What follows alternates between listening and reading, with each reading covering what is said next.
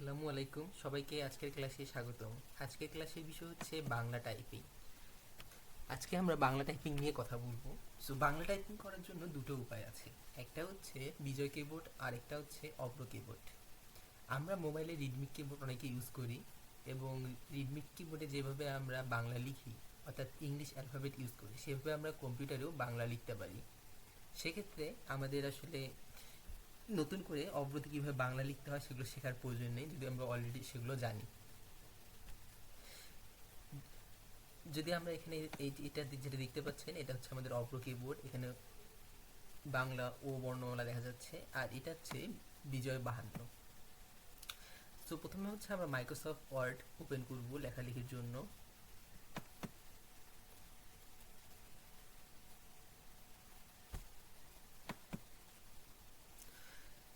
So আপনারা যদি এই যে অভ্র কিবোর্ডের ক্ষেত্রে আপনারা যদি এখানে ক্লিক করেন, তাহলে আপনারা একটা বিভিন্ন স্ক্রিনের অপশনগুলো দেখতে পাচ্ছেন, যে এই অপশনগুলো ক্লিক করেও আপনি বাংলা লিখতে পারবেন।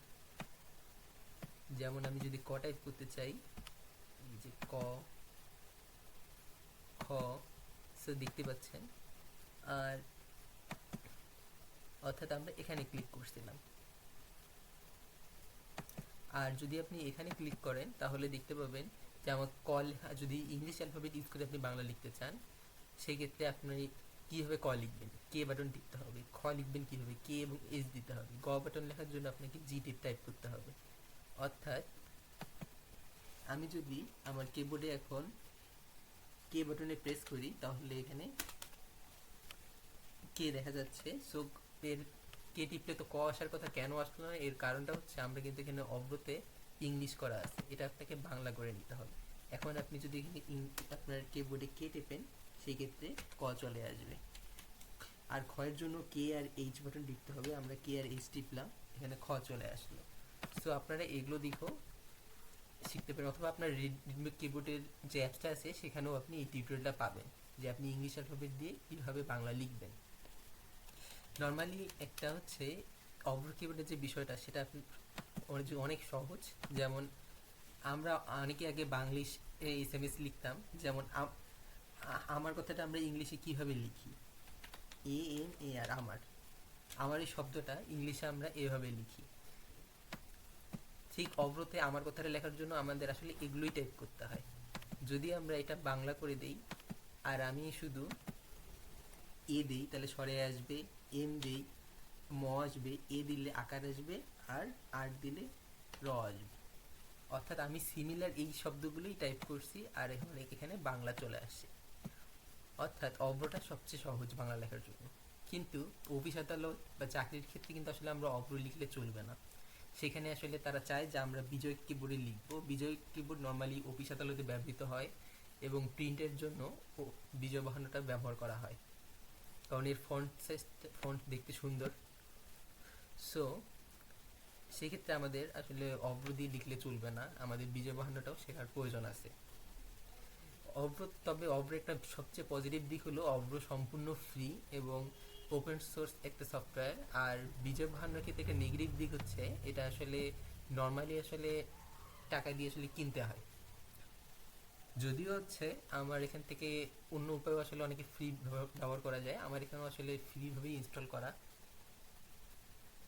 তবে সো আপনাদের ইনস্টলের বিষয়টা আপাতত আমি দেখাচ্ছি না। আপনারা যদি কিভাবে ইনস্টল করবেন ফ্রিতে বা অন্যান্য বিষয় জানার ইচ্ছা থাকে, সেক্ষেত্রে আপনারা অবশ্যই ইউটিউবে সার্চ দিয়ে নেবেন। সো আমরা হচ্ছে এটাকে ক্লোজ করে দিচ্ছি। অভ্র নিয়ে আপাতত আর কোনো আলোচনা আমরা করতে চাচ্ছি না। সো আমাদের এখন আলোচনার বিষয়বস্তু হচ্ছে বিজয় কিবোর্ড। বিজয় কিবোর্ডের ক্ষেত্রে আপনি যদি লিখতে চান, তার আগে আরেকটা বিষয় আমি আপনাদের অবশ্যই বলতে চাচ্ছি, সেটা হচ্ছে আমরা নর্মালি বিজয় কিবোর্ডে যে লেখাটা লিখি, বাংলা লিখি, সেটা কিন্তু আসলে আমরা ইন্টারনেটে পাবলিশ করা বা গুগল সার্চ দিতে পারবো না। যখনই দিতে যাব দেখবো যে বর্ণগুলো ভেঙে ভেঙে গেছে, অর্থাৎ বিভিন্ন অন্যরকম বর্ণ চলে আসে। সে কিন্তু অভ্রতে আমরা যদি লিখি, সেটা আমরা ইন্টারনেটে প্রকাশ করতে পারি, ইন্টারনেট সার্চ দিতে পারি, সেক্ষেত্রে মানে বর্ণগুলো ভেঙে যায় না। আপনাদের একটা উদাহরণ দিলে আপনারা বুঝতে পারবেন। তবে হচ্ছে আপনাদের হচ্ছে যদি আপনি বিজয় বর্ণ দিয়েও ইউনিকোডে লিখেন, সেক্ষেত্রে আপনি গুগল সার্চও করতে পারবেন অথবা ফেসবুকে পোস্ট টোস্ট সব কিছুই করতে পারবেন, ইন্টারনেটেও পাবলিশ করা যায়, সেক্ষেত্রে কোনো সমস্যা হবে না, আপনার বর্ণগুলো ভাঙবে না। আর এখন হচ্ছে আমি কিন্তু হচ্ছে নর্মালি আমরা যখন প্রেসে বই টই মানে যখন কোনো অন্যান্য টাইপের কাজ করি অফিস আদালতে, তখন কিন্তু আমরা আসলে ইউনিকোডে আসলে লিখি না, বা প্রিন্ট দেওয়ার আগে আমরা ইউনিকোডে লিখি না, আমরা নর্মালি লিখি হচ্ছে বিজয় ক্লাসিক। আর ফন্ট সাইজ দিই আমরা সুতনি এমজি। সো যদি এখন হচ্ছে আমরা যেহেতু যেহেতু বিজয় বর্ণ দিয়ে আমরা এখন বাংলা লিখবো, তো আমাদের যে বিষয়টা এখন মনে রাখতে হবে সেটা হচ্ছে আমাদের এখানে ফন্ট হচ্ছে নির্মলা ইউআই দেওয়া আছে, এটা কিন্তু অবশ্যই সুতনি এমজি করে নিব।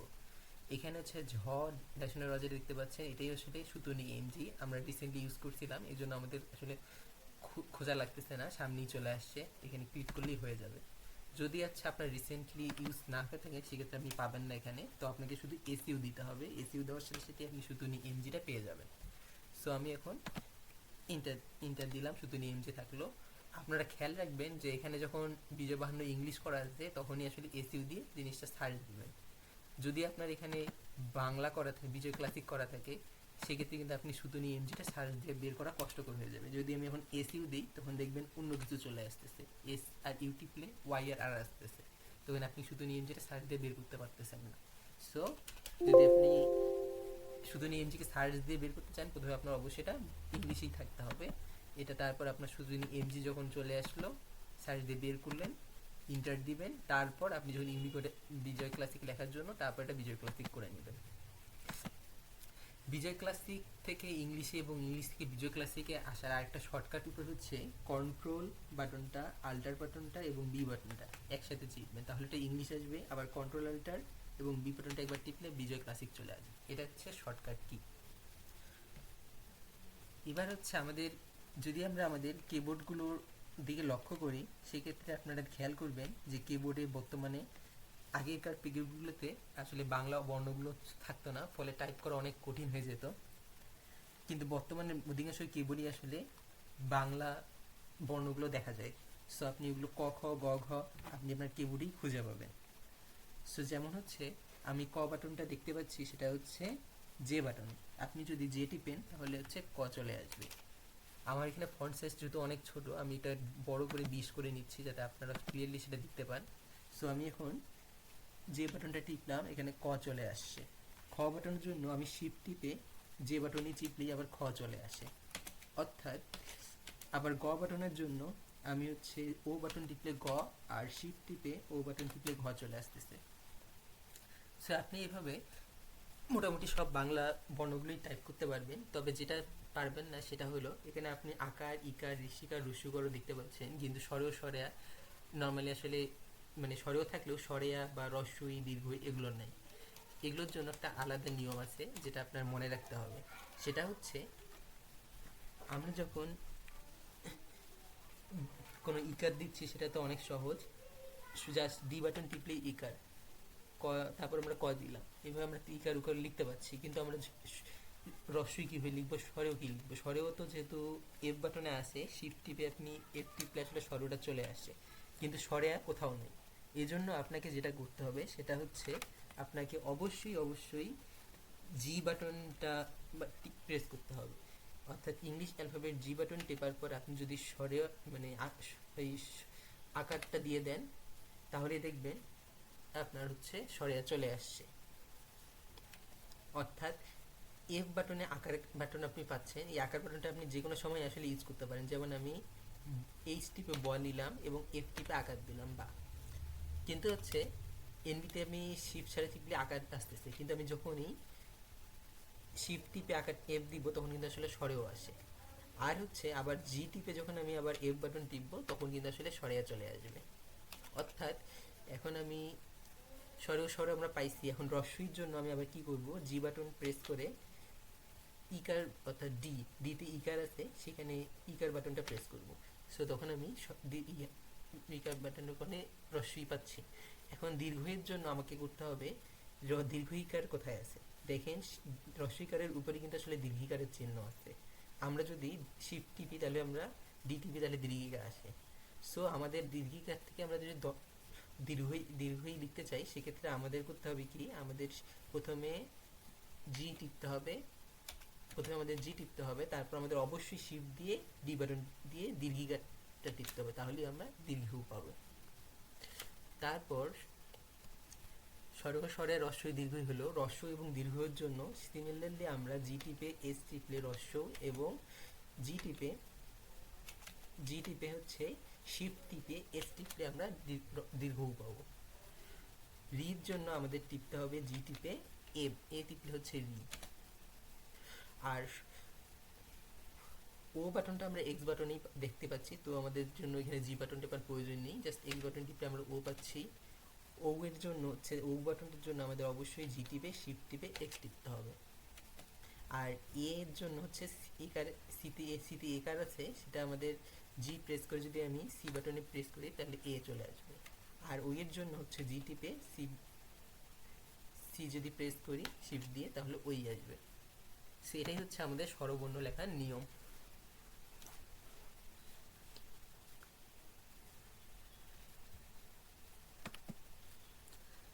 সো আমরা এখানে 1 2 3 4 5 6 7 8 9 10 11 11টি বর্ণ লিখলাম, স্বরবর্ণ। এখন হচ্ছে আমাদের আর কিছু কয়েকটি বিষয় আপনাদের বলার রয়েছে, সেটা হচ্ছে আপনারা অবশ্যই যদি দেখেন চন্দ্রবিন্দু, কিন্তু আমরা আসলে আপনি অনেক সময় আমরা খুঁজে নাও পেতে পারি, সেটা আসলে 7, যে 7 সংখ্যাটা আছে 7-এর ওখানে চন্দ্রবিন্দু আছে।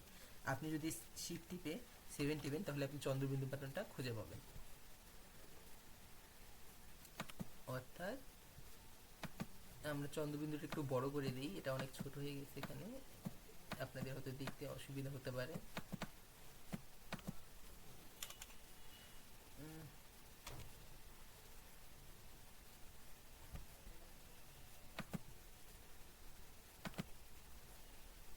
তো আমি শিফট টিপে 7 টিপলাম, যে চন্দ্রবিন্দু চলে আসছে। এখন দেখলেন আপনি আমরা চন্দ্রবিন্দু দেওয়ার পর ওটা অটো টি হয়ে গেছে। এই প্রবলেমের কারণ হচ্ছে আসলে অটো কারেকশন। অর্থাৎ যদি আপনারা দেখেন যে এরকম হচ্ছে, সেক্ষেত্রে আপনি কোনো একটা লিখছেন, আপনি স্পেস বাটন দেওয়ার পর সাথে সাথে আপনার লেখাটা চেঞ্জ হয়ে গেছে, অটো কারেক্ট হয়ে গেছে, কিন্তু আপনি যেটা লিখছেন আপনি মনে করেন সেটা সঠিক ছিল, সেক্ষেত্রে আপনি কন্ট্রোল জি টিপলে আপনার আগের বর্ণটা চলে আসবে। সেক্ষেত্রে প্রেস মানে স্পেস বাটন দিলে আপনার বর্ণটা চেঞ্জ হবে না। আর অটো কারেকশন বন্ধ করার একটা উপায় আছে, সেটা হচ্ছে আমরা পরে আরেকদিন আলোচনা করব, অথবা আপনার এটা ইউটিউবে ভিডিও সার্চ দিয়ে দেখে নিতে পারেন কীভাবে আপনি অটো কারেকশন বন্ধ করবেন। সো আমরা এখানে চন্দ্রবিন্দু দিলাম। আবার চন্দ্রবিন্দুর পর আমরা যদি খণ্ডের ত দিতে চাই, সেটা আসলে কোথায় আছে? আপনারা যে পি বাটনটা যেখানে দেখতে পাচ্ছেন ইংলিশ, তার সোজার পর ব্র্যাকেট দেখতে পাচ্ছেন, ব্র্যাকেটের পাশে ব্যাক স্পেসের মতো একটা আছে, সেইখানে দেখেন এখানে হচ্ছে বিসর্গ এবং খণ্ডত্ব দেওয়া আছে। আপনি যদি শিফট না টিপে একবার প্রেস করেন, সেক্ষেত্রে আপনি খণ্ডত্ব পাচ্ছেন, এবং অর্থাৎ ইন্টার বাটনের উপরের বাটন।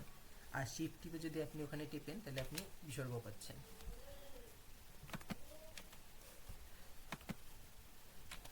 এখন হচ্ছে অনুস্বরটা আসলে কিউ বাটনে আছে, আপনি যদি শিফট টিপে কিউ বাটন টিপেন তাহলে আপনি অনুস্বরটা পাবেন।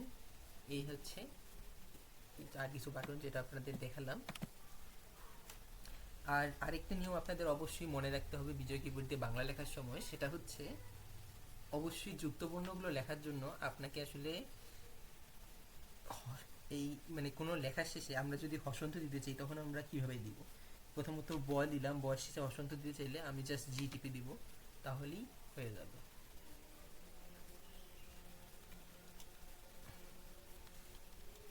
আরেকটা বিষয় সেটা হচ্ছে এখানে হচ্ছে জিটা কিন্তু আমরা আসলে দাড়ি দেওয়ার জন্য ব্যবহার করতে পারি। আমি যদি কোনো একটা লাইন লেখা শেষ করলাম, মনে করেন যে কোনো কিছু, তারপর লাইনের শেষে একটা দাড়ি দিব, সেক্ষেত্রে শিফট টিপে যদি ডি টিপি তাহলে এখানে দাড়ি চলে আসবে। আবার জি বাটনে আরেকটা কাজ আছে, সেটা হচ্ছে যুক্ত বর্ণের জন্য। আমিও যাচ্ছি ক এবং ক যুক্ত করবো, এখন আমি যদি আবার ক টিপি, যুক্ত কিন্তু হচ্ছে না। আপনি যদি ক লেখার পর জি টিপে বসন্ত দেন, তারপর আবার ক দেন, দেখেন যুক্ত হয়ে গেল। যদি আমরা এখন যুক্ত বর্ণ টাইপ করতে যাই, তখন আমাদের যে বিষয়টা খেয়াল রাখতে হবে সেটা হলো প্রথমে আমাদের ইকারটা দিতে হবে। এখন প্রথমে আমাদের অবশ্যই ইকার দেওয়ার পর ব দিলাম। এখন আমরা বিজ্ঞান কথাটা লিখবো, এই জন্য আমরা প্রথমে ইও দিলাম, তার প্রথমে জ দিলাম, তারপর হচ্ছে জি বাটন প্রেস করে হসন্ত দিলাম, তারপর আবার শিট বাটন টিপে ইও বাটনটা দিলাম, তারপর এফ বাটন দিয়ে আকার দিয়ে বি বাটন দিব যেখানে দন্তের ন আছে। সো এখানে বিজ্ঞানী কথাটা লিখলাম, অর্থাৎ এই বাটনটা তৈরি, এইটা যে দেখতে পাচ্ছেন এটা আসলে জ আর ইউ মিলে তৈরি হয়েছে। সো এখানে আমাদের অবশ্যই মনে রাখতে হবে যে এটা দেখার জন্য আমাদের যে এটা আসলে জ, এটা হচ্ছে জ এবং ইও, এটা যোগফল। আর আরেকটা যে বিষয়টা, আমরা যদি শিক্ষা কথাটা লিখতে চাই তাহলে অবশ্যই আমাদের তালিবস্য এবং ক এবং স দিতে হবে। এখানে হচ্ছে আমরা যদি ক দেই, তারপর হচ্ছে জি দেই, তারপর এবং পেট কাটা মূর্ধন্য স দিই, তাহলে আমরা এই শিক্ষা কথায় লিখতে পারবো। এই যুক্তাক্ষরটি ক এবং স দিয়ে গঠিত, অর্থাৎ ক প্লাস স, এটা আমাদের মনে রাখতে হবে। আবার হচ্ছে এখানে আরেকটা বর্ণ আমরা লিখতে পারি, সেটা হচ্ছে যদি আমরা আবার গেঞ্জি শব্দটা লিখতে চাই তাহলে হচ্ছে দিলাম আমরা প্রথমে হচ্ছে ইও দিলাম, তারপর হচ্ছে যদি আমরা এখানে জি দিয়ে জ দেই তাহলে দেখেন কি আসতেছে, গেঞ্জি। সো এখানে এই শব্দটা লেখার জন্য আমাদের অবশ্যই ইউজ করতে হবে প্রথমে ইও প্লাস জে দিয়ে আমরা জি বাটনটা প্রেস করে হসন্ত দেওয়ার পর আমরা অবশ্যই প্রেস করব হচ্ছে জ, অর্থাৎ এই এই বর্ণটা আসলে এই দুটি যুক্ত বর্ণের মাধ্যমে তৈরি, এই দুটি বর্ণ যুক্ত হয়ে এই যুক্ত বর্ণটি তৈরি হয়েছে। সো এটা আমাদের মনে রাখতে হবে। এখন আমরা যদি মন্ত্রী কথাটা লিখতে চাই সেক্ষেত্রে আমাদের মন্ত্রী, সো আমরা এখানে ন নিলাম, এখন আমাদের তয় র লিখতে হবে, ত রয়ের যুক্ত ত র দিয়ে একটি যুক্ত বর্ণ লিখতে হবে। এই জন্য আমরা প্রথমে হসন্ত দিলাম, এটা কন্ট্রোল জি দিলাম, হসন্ত, এখন ত দিব, ত দেওয়ার পর র দিতে হবে, র ফলাটা কন্ট্রোল জি, এইটা হচ্ছে, তারপর হচ্ছে এই দেখেন দিয়ে টিপলে মন্ত্রী। সো আমরা এখানে মন্ত্রী কথাটা লিখলাম, অর্থাৎ এখানে যে আপনি বর্ণটা দেখতে পাচ্ছেন, এখানে যে যুক্ত বর্ণটা আপনারা দেখতে পাচ্ছেন, এখানে র ফেলার জন্য আমরা জেড বাটনটা প্রেস করছিলাম র ফেলা দেওয়ার জন্য, অর্থাৎ এখানে এই মন্ত্রী বানানের নয়ের সাথে আসলে যুক্ত হয়েছিল কি, নয়ের সাথে আসলে যে প্রথমে জি দিয়ে আমাদের ত যুক্ত দিতে হয়, ত ন তো যোগ হয়, এবং এরপর এর সাথে আসলে জেড বাটন প্রেস করে জাস্ট জেড বাটন প্রেস করে আমরা র ফেলা দিয়ে দিব, তাহলে রটা আছে জেড বাটনে। সেইভাবে আমরা মন্ত্রী কথাটা লিখতে পারি। আরেকটা বিষয় আমাদের অবশ্যই মনে রাখতে হবে, সেটা হচ্ছে আমরা এখানে যদি আমরা হ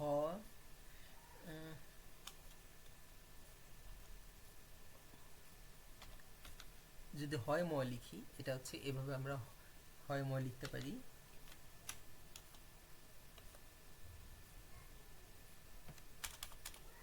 তো হয় ম লেখার নিয়ম হচ্ছে এটা, এই বর্ণটা আসলে হর ম যুক্ত হয়ে তৈরি হয়। সো এইটা, সো এখানে এইটা, এই যুক্ত বর্ণ এবং এই যুক্ত বর্ণ দেখতে অনেকটা সেম হলেও একটু আলাদা, সো আপনারা দেখতে পাচ্ছেন।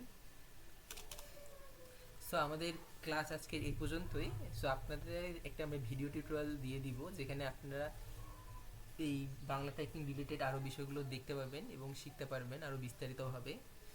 সো আপনাদের কেউ যদি কম্পিউটারে কোনো কোর্স করতে চান আমাদের সাথে, সো আপনারা মাত্র 300 টাকাতে আমাদের মাইক্রোসফট অফিস অ্যাপ্লিকেশনের কোর্স করতে পারেন। এটা মাত্র 300 টাকার মধ্যে আপনারা, অর্থাৎ মাসিক সিস্টেমে, যেখানে সপ্তাহে একদিন ক্লাস হবে 1.5 ঘন্টার।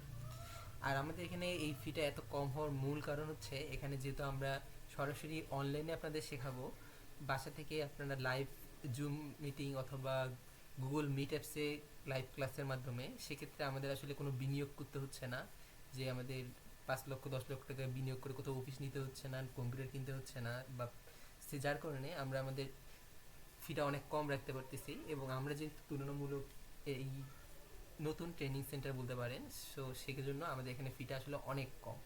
সো আমরা আশা করবো আপনারা যদি কেউ শিখতে চান এবং একটা ভালো গাইডলাইনের জন্য অবশ্যই আমাদের কোর্সটা করতে পারেন। সবাইকে ধন্যবাদ, আজকের পর্যন্ত এই পর্যন্তই।